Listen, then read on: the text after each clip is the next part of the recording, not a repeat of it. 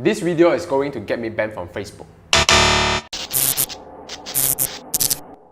Hey guys, this is Gary from My Psychology Social Media. I've been using Facebook for almost 10 years and it's not so bad. As you know, I come from Sabah, the other side of the country. So, social media helps me to keep in touch with friends and families, and every morning, I just have to scroll through Facebook newsfeed to keep myself updated. Most importantly, Facebook is the birthplace of my psychology.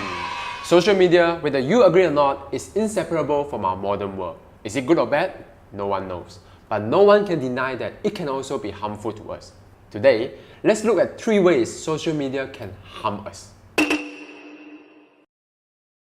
The best thing about social media is we all have the power to share information. Let's say you have 1,000 friends. With a click on the share button, what we share will reach at least a quarter of your friends. But because there are no real filters on social media, anyone can become a source of information. Conspiracy theories, flat earth theories, anti-vaccination myths, all of these are available on social media. And there are literary groups who are dedicated to all these theories.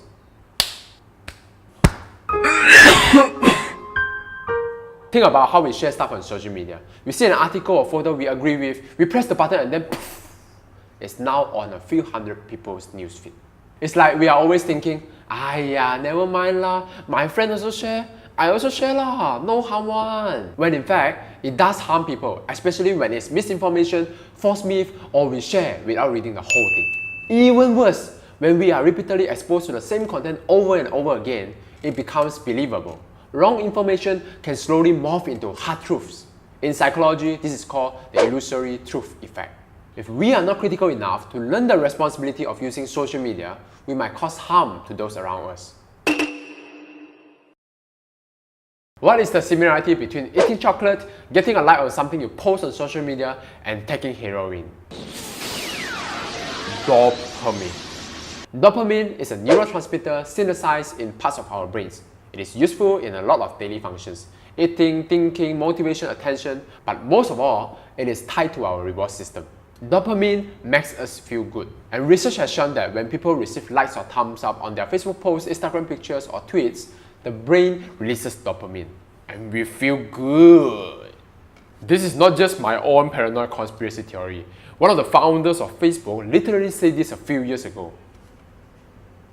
Facebook founders have found a way to build a website that specifically creates small doses of dopamine rush. This is not so bad by itself, but it can lead to a kind of addiction. You know people like this. People who constantly look at their phones, looking at how many likes they got on a post. People who feel the need to update everything about their day. Like drugs, we can develop a tolerance towards it. And in the end, we require more and more and more.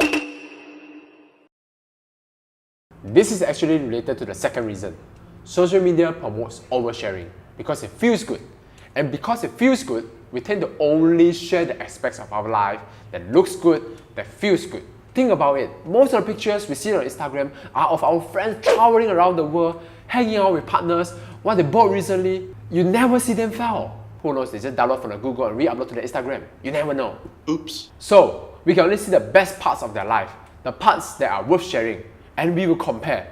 If we don't have the similar moments that are worth sharing, that means that we are fundamentally inferior than others. Right?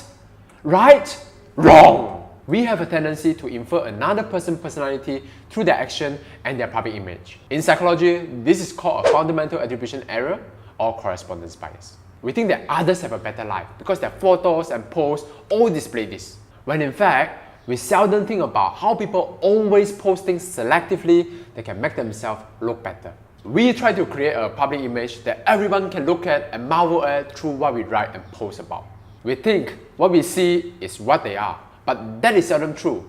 A photograph or a few sentences will never reflect who a person really is. We can never see beyond the visible. It might just be a pretense or a show, and we fall for it.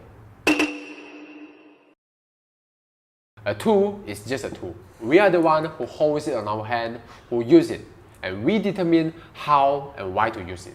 Even when social media becomes a crucial part of our modern day life, it is just a tool, nothing more. If we let it dominate how we live as well, then it can only be for the worse. With you, my psychology.